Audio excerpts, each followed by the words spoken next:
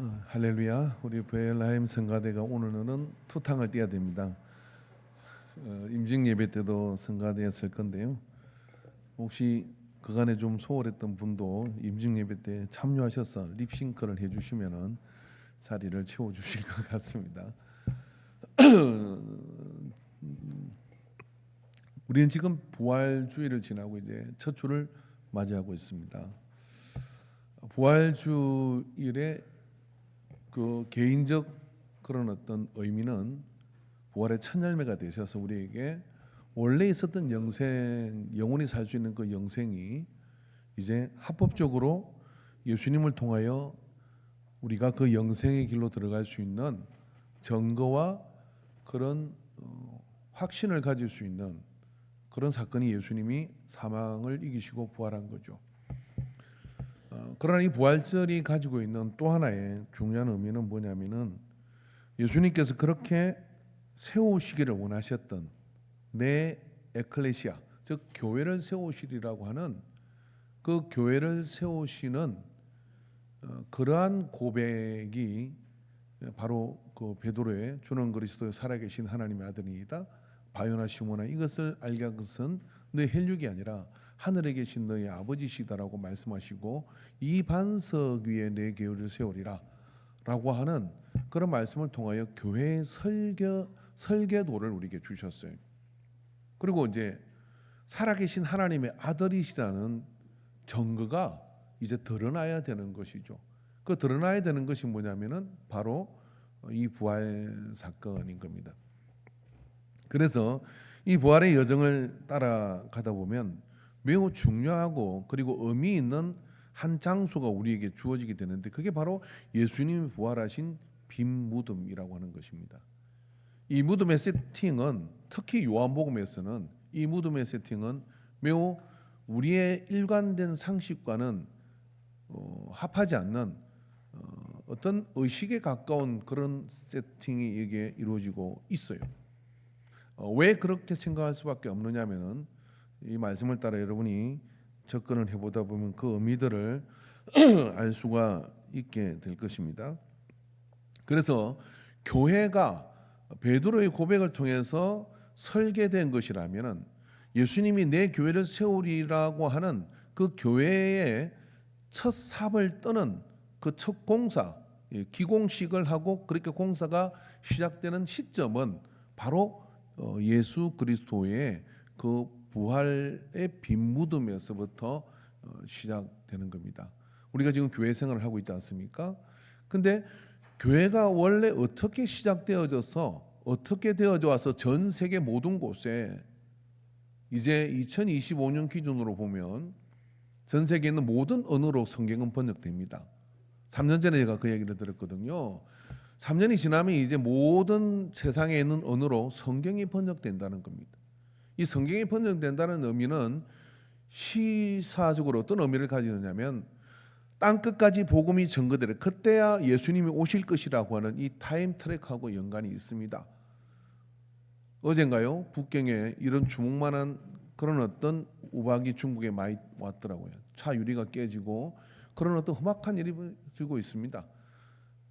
계시록에 보면 이와 같은 일들이 있는 거거든요. 강이 피빛으로 바뀌고 그리고 전염병에 의해서 지구 인구의 3분의 1이 죽고 하는 것들이 다 예고되어 있거든요. 그게 뭐가 연관이 있냐면 종말과 연관이 있는 겁니다. 그러한 어떤 것들을 볼 때 이제 그러한 것에 교회가 방주이고 울타리인 것인데 그런 어떤 것들이 교회가 어떻게 시작되고 어떻게 만들어졌는지를 우리가 세워졌는지를 잘 이해하는 것은 우리가 교회 생활을 잘 해갈 수 있는 그런 근거를 우리에게 제시해주고 있습니다. 이 땅에 많은 교회들이 교회 본질을 잊어버렸다고 얘기합니다. 왜 본질을 잃어버리게 되느냐 하면은 교회가 어떻게 형성되어지는지 그것에 대한 출발을 배우지 않습니다. 그리고 그것에 대해서 주목하지 않습니다. 그러므로 인해서 어떻게 되냐면 우리가 생활하는 교회 생활이라는 게 나름의 교회를 만들어가고 나름의 그런 신앙생활을 하기 때문에 교회가 엄부의 건설을 이길 수 있는 능력을 상실한 거예요. 그러나 반대로 우리가 교회가 본질을 회복해서 내가 그 안에서 교회가 무엇인지를 잘 이해하고 그 안에 살아간다 그러면은 교회는 여전히 세상을 이길 수 있고, 그리고 우리 그리스도인의 삶이라고 하는 것은 이 역사를 주관하시는 하나님께서 우리를 통하여 얼마든지 세상을 경영하고 일하실 수 있다고 하는 믿음을 가지시기를 주의 이름으로 축원합니다. 할렐루야. 그런 차원에서 오늘 본문으로 선택한 이 본문, 예수님의 부활 사건의 정인, 여기 한 여자가 등장을 하는데, 아침 일찍 일어나 가지고 새벽 미명에 예수님의 무덤을 향하여 가는 사람이 있었습니다. 여인들이었죠. 남자들은 다 뭐 큰 소리 치다가 도망가고, 그 예수님의 시신을 유대인의 관례를 따라서 수습을 해야 되는 거거든요. 이스라엘 사람들은 가묘를 씁니다. 즉 임시 안장을 해서 거기서 시신이 다 이제 이렇게 뭐 물 나올 거 다 나오고 이렇게 이제 마르게 되고, 그렇게 이제 되면은 땅에다가 이 사람들도 매장을 합니다. 그런데 집안마다 굴처럼, 우리 가족 낙골당처럼 돌을 파가지고 돌무를 가려내고 거기다가 임시묘를 쓰는 묘가 있어요. 예수님이 장사된 그곳에는 한 번도 사람을 그렇게 장례를 치러버리지 않은 그 무덤에 예수님이 모셔지게 되는 겁니다. 그랬는데 거기는 큰 돌문이 이렇게 갈려가 있었고, 막달라 마리아와 함께했던 이 여인들은 감히 걱정을 하는 것이죠. 이 새벽에 그 돌문이 있을 거고 병사들이 있을 것인데 우리가 간들 무엇을 할 수 있을까? 그러나 가보기는 해야 될 거 아니에요. 그러면서 그렇게 새벽 미명에 해가 뜨기 전에 그 장소를 행했고, 가보니까 돌문이 열려 있는 거예요. 그리고 그 안에 무덤이 비어 있는 겁니다. 그래서 제자들에게 이야기를 했더니 제자들이 달려와 가지고 그 장면을 보고 돌아갔습니다. 그런데 그 빈 무덤에서 떠나지 못하고 엉엉 우는 여자가 하나 있었는데, 이게 이름이 막달라 여자예요. 이게 여러분, 신앙생활은요, 강청하는 자가 응답을 얻는 거고, 그죠? 막 달라는 여자가 결국은 하나님의 역사에 쓰임을 받게 됩니다. 그래서 막 달라 여자는 여기 본문에 보니까, 그죠? 안팎을 뒤지면서 마리아는 무덤 밖에 서서 울고 있더니 울면서 구부려 무덤 안을 들여다보니라고 얘기했어요. 조금 전에 들어가서 제자들이 다 보고 왔는데 아무도 없단 말이에요. 비었단 말이에요. 그래서 무덤 밖에서 울고 있는 거죠. 누가 분명히 예수님을 훔쳐갔다. 왜 그러냐면 막달라 마리아는 십자가 바로 밑에서 예수님이 옆구리 창에 찔려가 물과 피가 다 쏟아지는 걸 받고 숨을 몰아쉬면서 다 이뤘다라고 말씀하시고 운명하시고 천둥이 치고, 그리고 땅이 대낮인데 캄캄해지는 걸 보며 예수님이 죽은 거를 다 봤다 이 말이에요. 그러니까 완벽한 죽음을 확인한 사람이 누구냐? 이 막달라 마리아입니다. 그러니 예수님이 다시 살아났다는 이야기는 있을 수가 없는 이야기죠. 그런데 왜 갔습니까? 예수님에 대한 그 사랑과 예수님에 대한 마지막 의리를 지키기 위해서 간 것이라고 할 수 있겠습니다만은, 거기에는 더 깊은 막달라 마리아의 사연이 있습니다. 그런데 그곳에 들어가서 무덤 안을 들여다보니까 여기 흰옷 입은 두 천사가 예수의 시체에 누웠던 곳에 하나는 머리편에 하나는 발편에 앉았더라라고 얘기합니다. 이게 참 신기한 일인데, 침대처럼 생긴 시신을 안창한 장소가 돌무덤 안에 있었고요. 그게 머리 쪽에 천사가 한 분 앉고, 그리고 발 쪽에 천사가 한 분 앉은 거예요. 요한복음은 이 부분을 아주 섬세하게 기록하고 있습니다. 그래서 그 부분에 앉았는데 그 천사가 이렇게 말하는 겁니다. 여자여 어찌하여 우느냐 이러되 사람들이 내 주님을 옮겨다가 어디 두는지. 그가 천사임에도 불구하고 막달라 마리아는 놀라지도 않습니다. 그러면서 내가 찾아야 될 목적 한 가지, 예수님을 어디다 두는지 가르쳐 달라고 이야기를 하죠. 그리고 해서 그렇게 이 두 천사의 말씀이 요한복음에 이렇게 기록되어 있습니다. 사실 이 두 천사는요, 베드로에서 교회가 설계된 것이라면은, 예수님은 요한복음 2장 19절에서 22절에 이렇게 말씀하십니다. 예수께서 대답해 이르시되 너희가 이 성전을 헐라 내가 사흘 동안에 일으키리라. 유대인들이 이르되 이 성전은 46년 동안의 지었거늘 내가 3일 동안에 일으키겠느냐 하더라. 그러나 예수는 성전된 자기 육체를 가리켜 말씀하신 것이라. 죽은 자 가운데 살아나신 후에야 제자들이 이 말씀하신 것을 기억하고 성경과 예수께서 하신 말씀을 믿었더라라고 얘기합니다. 단순히 이렇게 읽을 수가 있는데 오늘은 좀 공부 좀 합시다.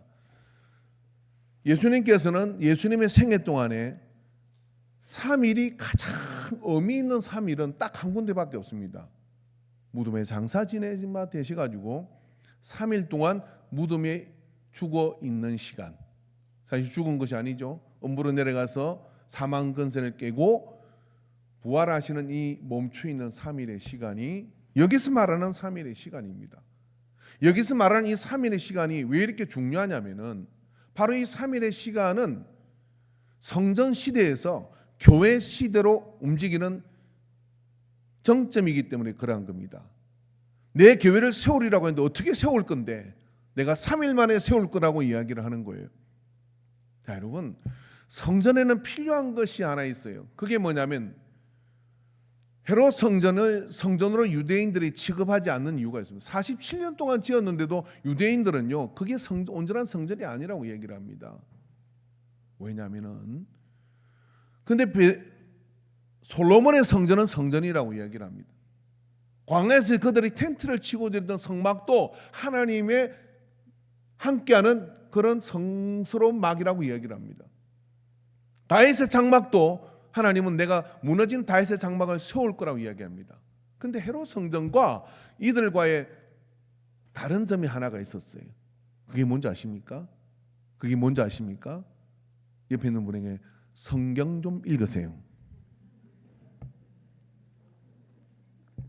성경 안 읽는 분들하고 제가 설교하기가 무지하게 힘듭니다.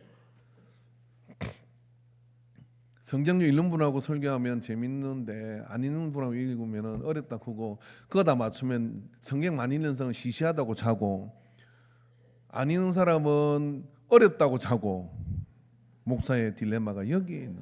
그렇다고 해서 이 시간에 성경 공부 시키면은 길다고도 자고 무엇이라는 건지 모르겠어요. 다른 점이 하나 있어요. 그게는요, 하나님의 임재가 이루어져야 되는 겁니다. 여러분, 역사는요, 헤롯 성전에 법궤가 없었다고 이야기를 합니다. 법궤가 언제 없었는지를 몰라요.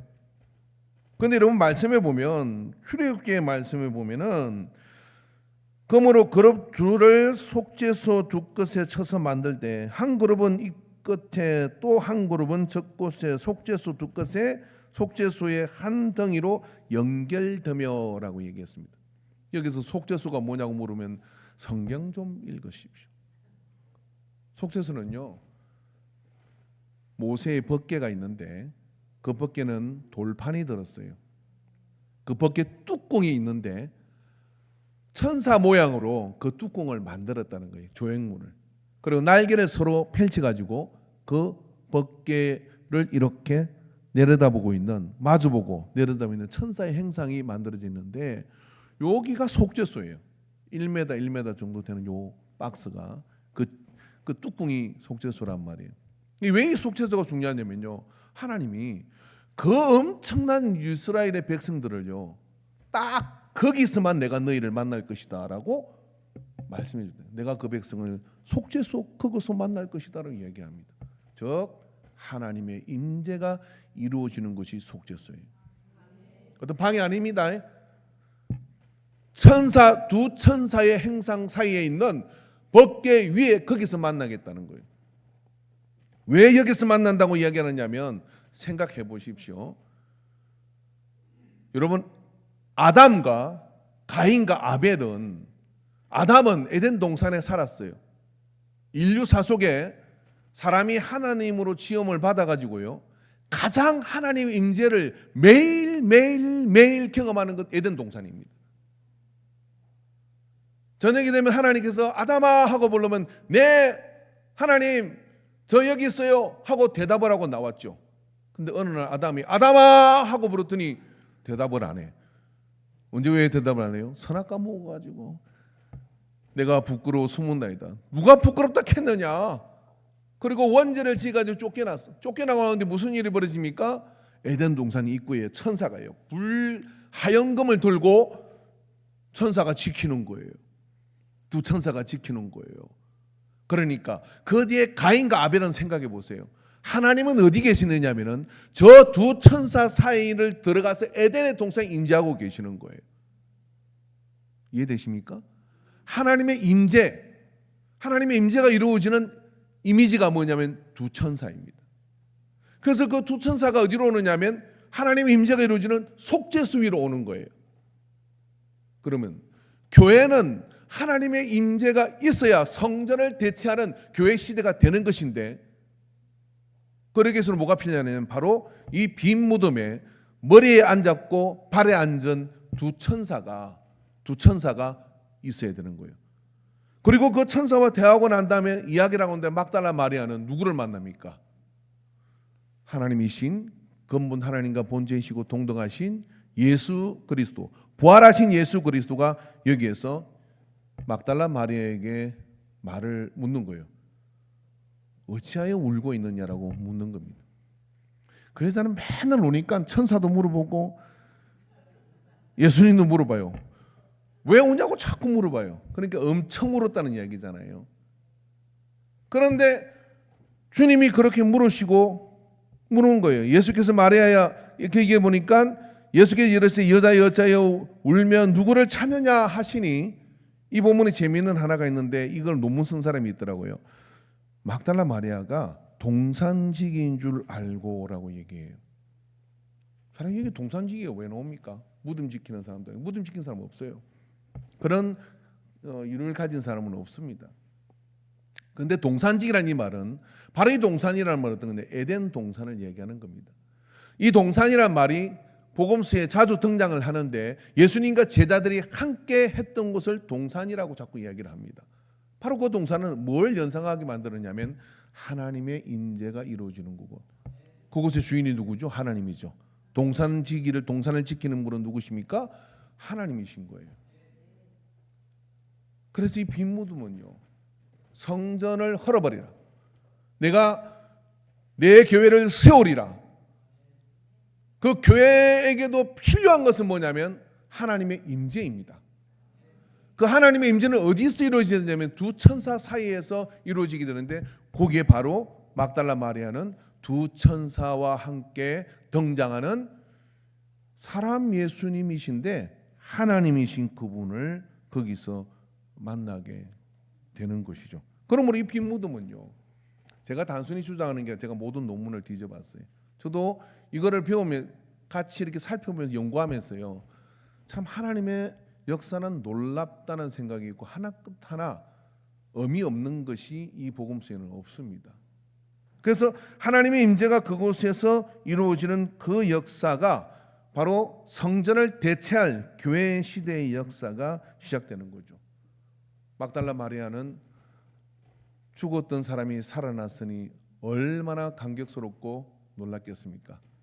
그리고 예수께서 마리아야 하시거늘 마리아가 돌이켜 히브리 말로 랍오니여 하니 이는 선생님이라 하니라. 자, 그렇게 해서 막달라 마리아가 예수님을 받겠죠. 근데 예수님께서 잡으려고 한 것도 아닌데 나를 붙들지 말라, 내가 아직 아버지께로 가지 않았다라고 말씀하십니다. 이 말에 대해서 또 많이 연구를 했더라고요, 사람들이요. 그래서 찾아보니까요, 이 나를 붙들지 말라는 이 말은 이런 의미입니다. 합토라는 원어인데요, 만지지 말라는 뜻도 있지만은 지속적으로 나를 붙들지 말라 하는 그런 뜻입니다. 여러분, 막달라 마리아는요, 어떤 사람이냐면 7 귀신이 들렸다가 예수님 만나가지고 고침을 받는 사람입니다. 사람이 귀신 하나만 들려도 험하잖아요. 귀신 들린 사람 보셨어요? 멀리 갈 거 없습니다. 지금 자는 사람은 졸은 귀신 들린 거예요. 멀리 갈 거 없습니다. 예배 시간에 막 뛰쳐나오고 싶은 생각 들죠? 그 세상에 영이 들어온 겁니다. 들락날락합니다. 근데 7 귀신 들리면 험할게요. 알코올 중독에, 마약 중독에, 음란 마귀에, 도박의 영에 항상 패키지로 옵니다. 그런 게 7개 막 언급도 못 하겠어요. 그런 게 들린 여자 꼴이 어떻게 됐겠습니까? 사람이 아니죠. 사람 꼴이 아니죠. 가족이 남아났겠어요? 형제가 남아났겠어요? 그렇게 험한 상태로 되어버린 이 막달라 마리아를 예수님이 봅니다. 그리고 어떻게 하냐면 더러운 귀신을 내쫓아줬어요. 예수님 만나고 눈이 열렸어요. 삶의 새로운 목표와 방향이 생겼습니다. 그런데요, 그 예수님이 십자가에 달리더니 죽어버리네. 자기가 죽음을 확인하기 위해서 설마 예수님께서 못 뽑고 내려오시겠지 했는데 끝까지 안 내려오시고 거기서 죽으시고, 막달라 마리아에게는 삶의 의미가 사라진 거예요. 희망이 없어진 거예요. 믿음? 그런 거 모르겠고 내 삶을 바꿔주신 예수님에 대한 사랑. 그래서 예수님에게, 막달라 마리아에게는 없습니다. 뭐가 없느냐면요, 형제도 없고 옆에 남자도 남아난 사람이 없고 다 없는 거예요. 오직 예수님만 있는데 예수님이 없어졌어요. 그래서 무덤까지 가는 겁니다. 왜냐하면은 그 시신이라도 내가 어떻게 해야 되니까, 내가 어떻게 수습을 해서 할 사람이 없다면 해서 나는 평생에 그 무덤을 앞에 가서 3년 시무살이가 아니라 100년 시무살이도 하겠다는 생각이 아니었겠어요? 근데 무덤이 비었는데 시체가 없어진 거예요. 막달라 마리아가 말씀을 잘 이해했다면 예수님 살아났다고 얘기했겠죠. 그 무덤에 갔던 제일 제자 중에 제일 먼저 부활의 증인이 된 사람은 요한입니다. 요한은 예수님이 살아난 것을 증언합니다. 근데 막달라 마리아는 그 차원이 아니에요. 이게 없다는 거예요.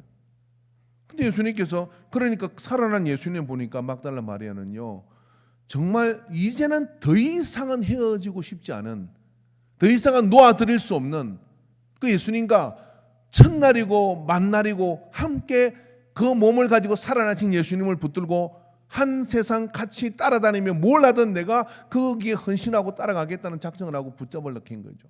그래서 예수님께서 그 마음을, 막달라 마음을 아시는 거예요. 그러니까 나를 붙들지 말라라고 얘기합니다. 왜 그랬죠? 그리고 이렇게 얘기합니다. 뭐라고 얘기합니까? 여기 너는 내 형제들에게 가서 이르되 내가 내 아버지 곧 너희 아버지, 내 하나님 곧 너희 하나님께로 올라간다 하라라고 말씀합니다. 이 막달라 마리아에게 내 형제, 여기 형제라고 하는 것은 마리아의 또 다른 육신적인 예수님의 동생들을 이야기하는 게 아니죠.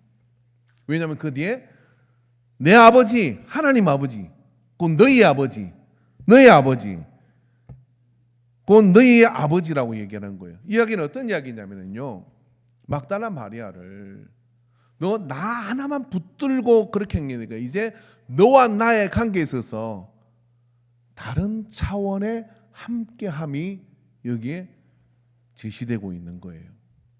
그게 뭐냐면 교회 공동체를 이야기하는 겁니다. 막달라 마리아에게는요, 예수님 말고는 없어요. 예수님 막달라 마리아를 버리는 게 아니라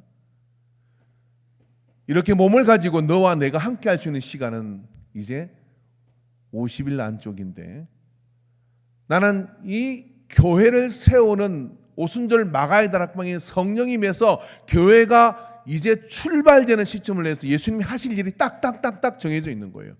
아버지께서 계획한 그 일을 따라 성경을 이루기 위해서 가시는데, 이제 너와 나는 새로운 차원의 그런 함께함으로 나아갈 것을 요청하는 거죠.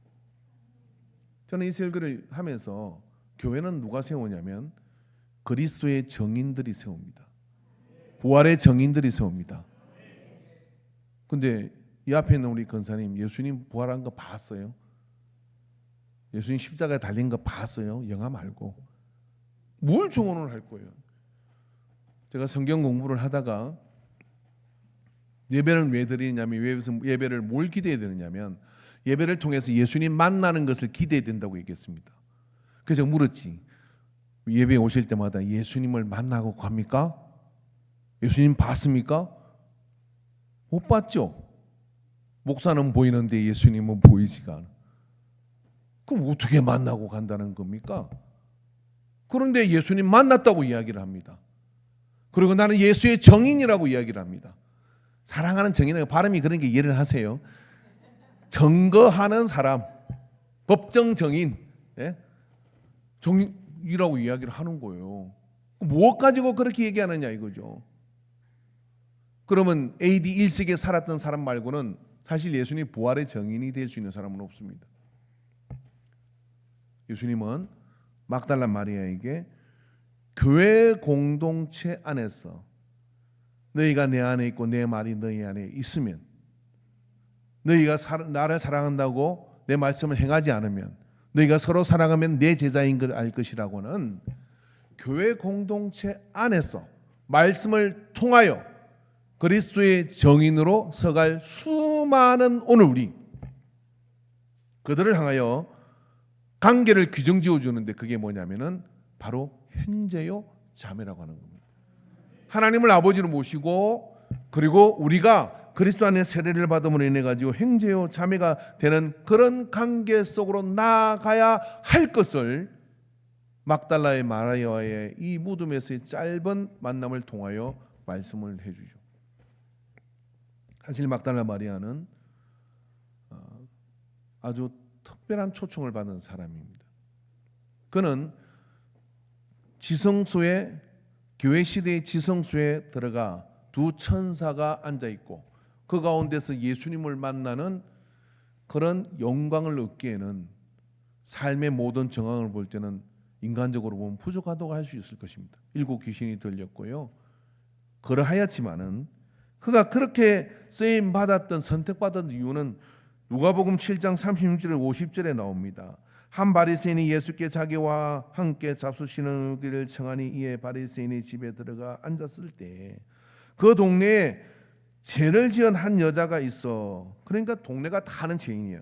예수께서 바리새인의 집에 앉아 계심을 알고 향유 담은 옥합을 가지고 와서 예수의 뒤에 그 발의 곁에 서서 울며, 여기도 울어요. 눈물로 그 발을 적시고 자기 머리틀로 머리를 풀어가지고 그 발을 닦았어요. 그 발에 입 맞추고 향유를 부으니 예수를 청한 바리새인이 그것을 보고 마음에 이르되 이 사람이 만일 선지자라면 자기가 만지는 이 여자가 누구며 어떠한 자 곧 죄인인 줄을 알았으리라 하거늘 예수께 대답하여 이르시되 시몬아 내가 내게 이를 말이 있다 하시니 그가 이르되 선생님 말씀하소서. 이르되 빚 주는 사람에게 빚진 자가 둘이 있어 하나는 500데나리온을 졌고 하나는 50데나리온을 졌다. 많이 빚졌다는 거예요. 갚을 것이 없으므로 둘 다 탕감하여 주었으니 둘 중에 누가 더 사랑하겠느냐.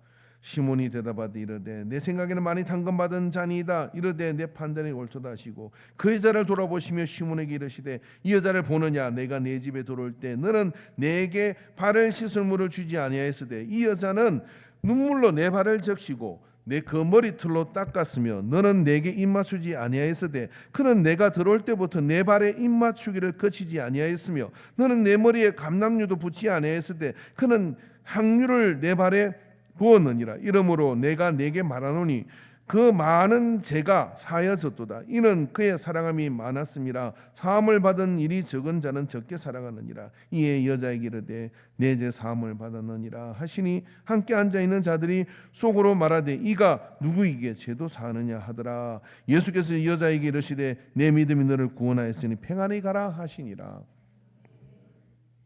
유대에 있어서요, 여자가 머리를 푸는 것은 사람이 죽었을 때입니다. 그러니까 부지 중에 여기 본문의 주인공이 막달라 마리아다 아니다 하는 그런 어떤 논쟁이 있습니다. 저는 이 누가복음 7장의 바리새인의 집에 초청된 이 여자는 동네에 드러난 죄인이기 때문에, 여러분 죄는 귀신을 불러와요. 그렇기 때문에 그 막달라 마리아라고 생각을 합니다. 그런데 이 막달라 마리아는 부지 중에 뭘 한 것이냐면 향유를 부어서 머리를 풀고 그 슬픔을 이야기하고, 그리고 향유를 부었는데 그걸 머리를 풀어서 그 머리로 발을 닦았다는 거예요. 발을 닦았다는 거예요. 그건 명백하게 한 장례를 준비하는 모습이에요. 왜 이 여자가 이렇게 했는지는 몰라요. 그러나 간섭적으로 보면 이 일을 한 겁니다. 우리가요 어떤 믿음 생활을 하면서 주께서 감동을 주시가지고 부지중에 할 때 하나님은 그 일을 통해서 우리를 인도하시는 놀라운 역사들이 있습니다. 막달라 마리아는 자기의 문제에서부터 출발했습니다. 그리고 예수님의 사랑을 경험했습니다. 그리고 그 예수님의 사랑에 대한 반응으로 자기 삶을 다 드린 거예요. 그랬더니 주님께서는요, 교회 시대의 시작이 되는 이 빈 무덤의 주인공으로 이 딸을 불러들이고 두 천사를 보게 만듭니다. 그리고 그곳에서 누구도 만나지 못했던 부활하신 예수님을 제일 처음으로 만나게 된 것이죠. 그리고 뭐라고 합니까? 내 형제들에게 가서, 즉 내가 세우려고 하는 교회 공동체에 가서 나에 대해서 증언하라. 나에 대해서 증언하라라고 말씀하시는 거예요. 자, 여러분, 조금 어려운 이야기 같지만 예수님께서는 막달라 마리아에게 교회 공동체를 보라고 얘기를 합니다.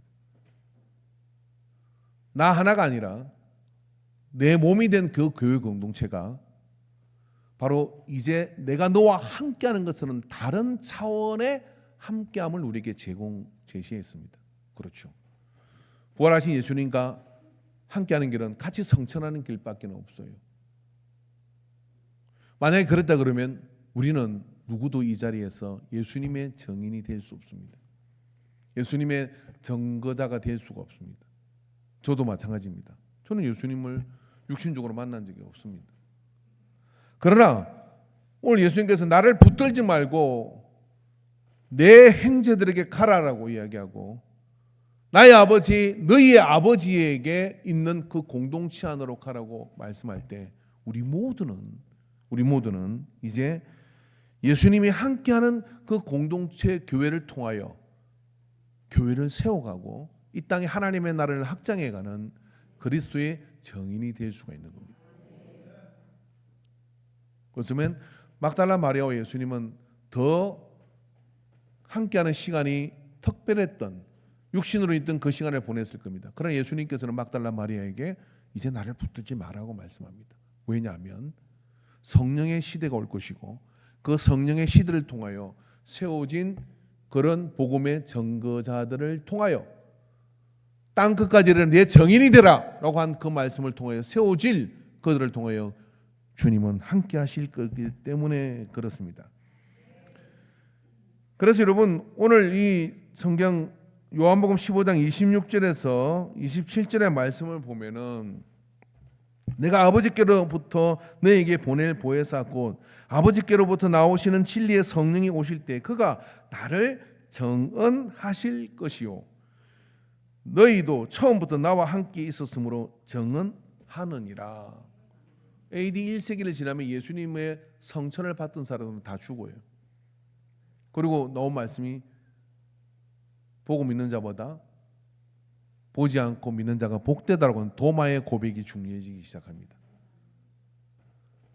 그러나 우리에게 있는 것이 있는데 그게 뭐냐면 나를 붙들지 말라고 이야기하며 우리가 함께 교회를 세워가는 형제요 자매가 되어서 함께 고백하는 그 고백을 통하여 하나님의 역사가 나타나는데 기독교 역사 내내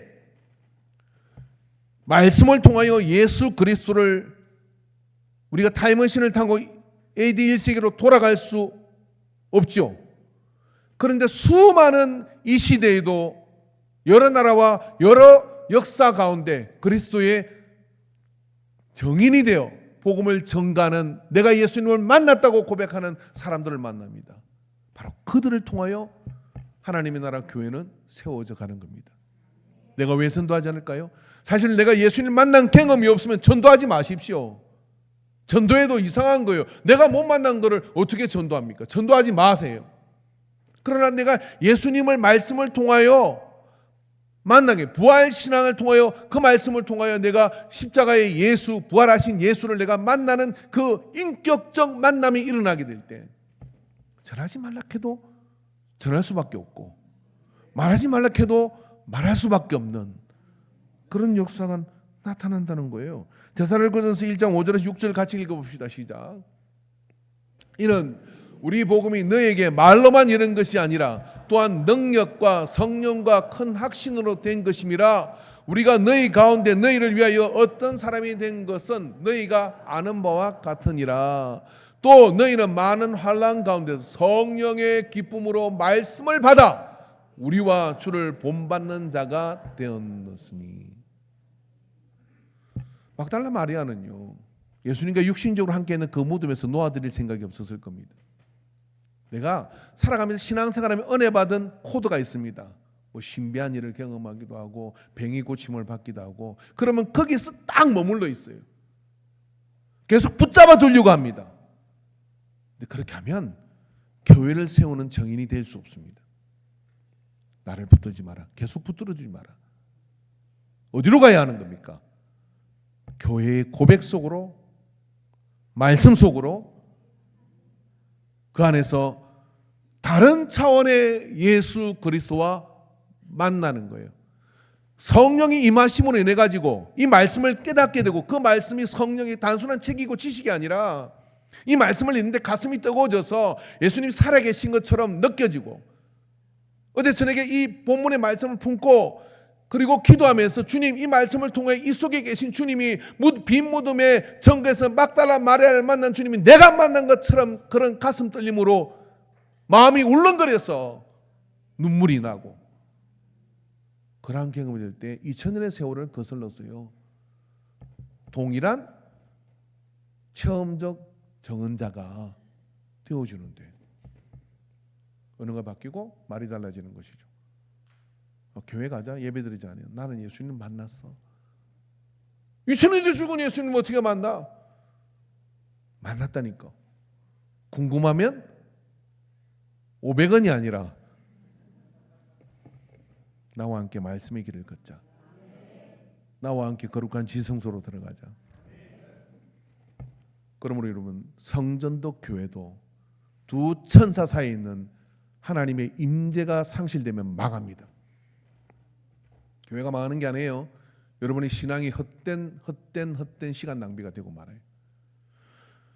말씀을 통하여 하나님의 임재가 이루어지는 그 은혜가 이 예배 시간에, 그리고 이 설교 시간에, 그리고 성경을 보는 시간에, 묵상의 시간에 이루어져야 되는 겁니다. 여러분의 마음의 지성소가 그 안에서 임재되어야 되는 거예요. 그럴 때 우리에게는 뭐가 되느냐? 땅 끝까지 나가는 정인으로서의 삶을 살 수밖에 없는 겁니다. 이 땅의 모든 교회들은 그렇게 세워져 온 것입니다. 이 땅의 모든 교회들은 그렇게 세워져 갈 것입니다.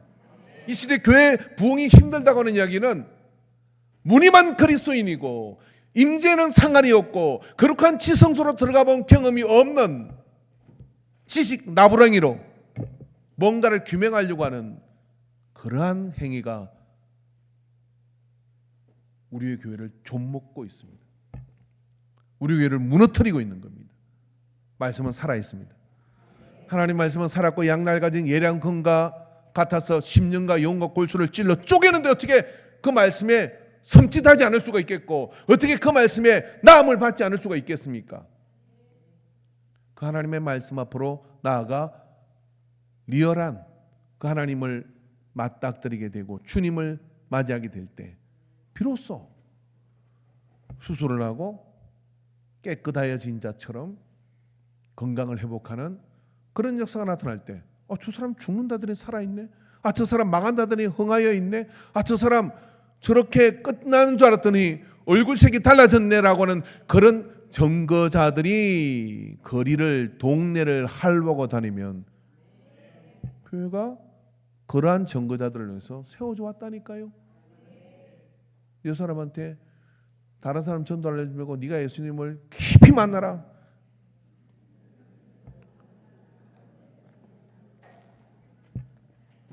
진짜예요. 옛날에 만났는데 이제는 긴가민가 싶어, 꿈을 꿨나 싶기도 하고 모르겠어. 정신 차려야 됩니다. 찬양합시다. 들어오라 지성소로 오라 찬양합시다.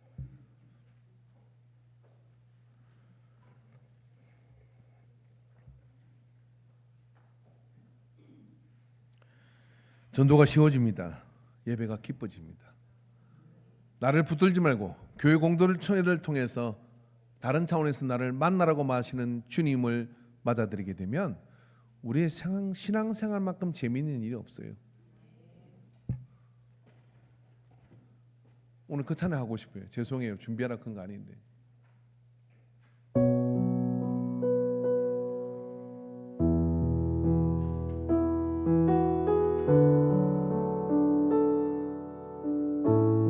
들어오라 지성소로 오라.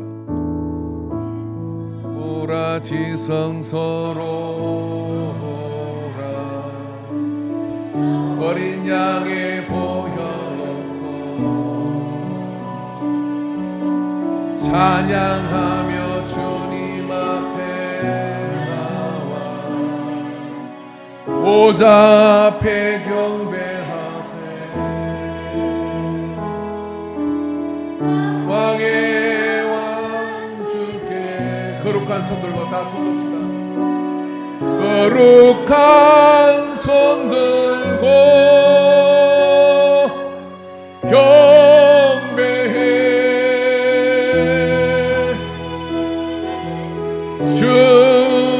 주님께 경배해 경배해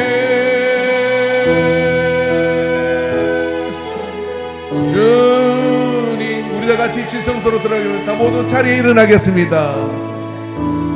들어오라 지성소로 오라. 어린 양의 보혈로서 헌금 가져오세요. 찬양하며 앞에 나와 보좌 앞에 경배하세. 들어오라 지성소로 오라. 들어오라 지성소로 어린 양의 보혈로서 찬양하며 주님 앞에 나가 보좌 앞에 경배하세. 왕으로 높이시기 바랍니다. 왕의 왕 주께 거룩한 손 들고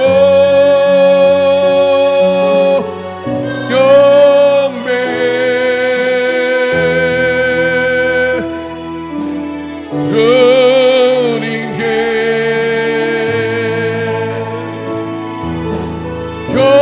경배해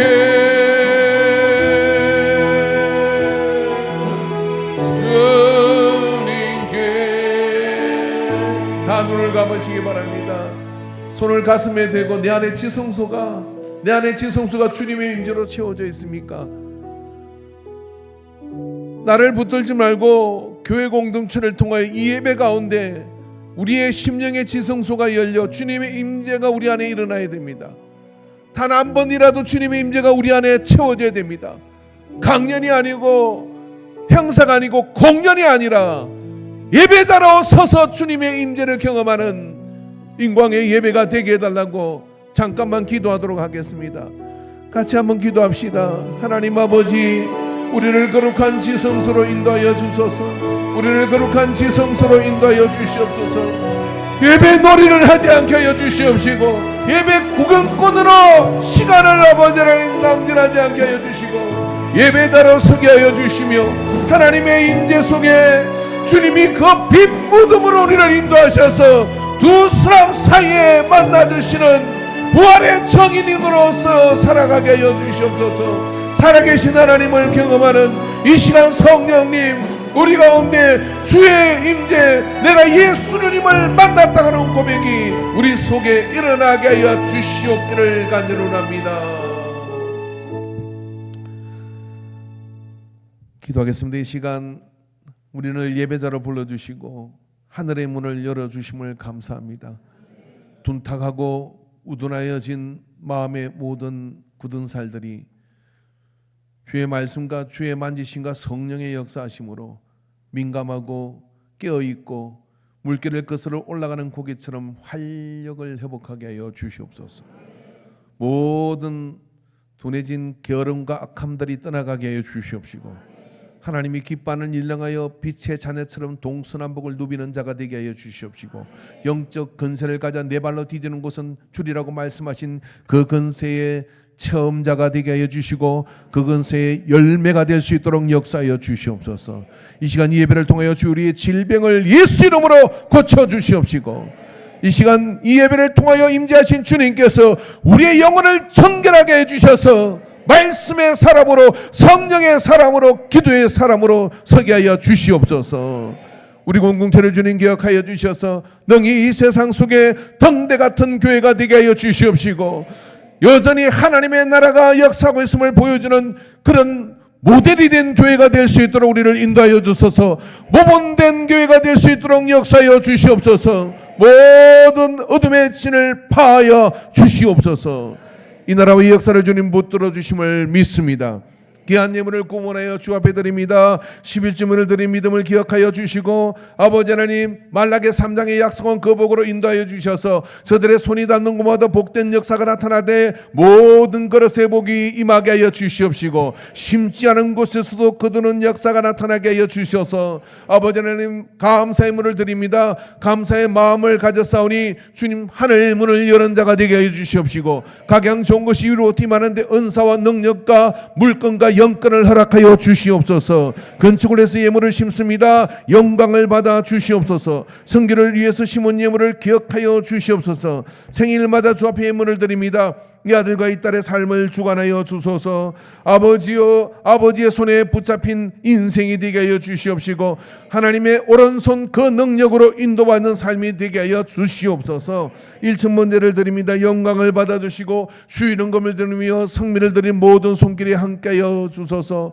무엇보다도 주님 앞에, 주의 말씀 앞에 이 시간 너희 몸을 거룩한 산제사로 드리라고 하는 마음을 가지고 아벨처럼 믿음으로 어린 양 예수 그리스도를 바라보는 마라나타의 신앙으로 나아가는 모든 예배자들을 기억하여 주셔서 주의 능력으로 덧입혀 주옵소서. 예수님의 이름으로 기도하옵나이다.